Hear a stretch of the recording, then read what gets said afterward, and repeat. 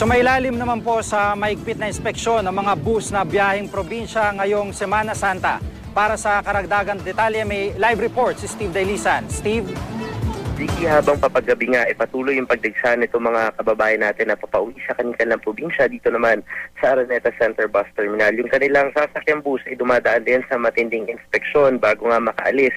Tinitignan muna, Jiggy, kung may kargang sapat na langis at tubig para dun sa biyahe. Sinisilip din kung nasa maayos na kondisyon yung mga gulong, busina, ilaw at wiper. Pati yung mga pelikulang ipapalabas sa biyahe ba dapat ay MTRCB approved. Yung MMDA naman simula Biyernes tutulong na rin sa pag-alalay sa mga pasahero para nang sa gayon ay may maging katuwang sila sa pagbubuhat ng kanilang mga bagahe. Yung mga traffic constables nga ay bawal mag-absent o mag-leave simula Biyerkules at Huwebes Santo.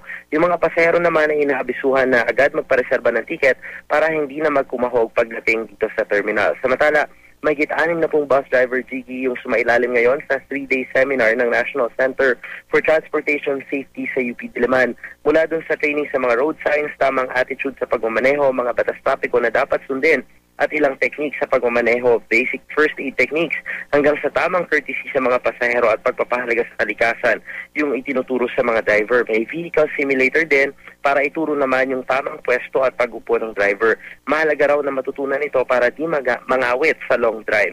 Tingin naman ng mga driver na nakausap natin kanina, Jiggy, ay magagamit nila ng gusto itong natutunan nila para sa kaliwatan ng biyahe sa Semana Santa.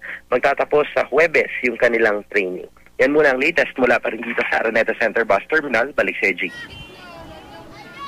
Maraming salamat, Steve Dailisan.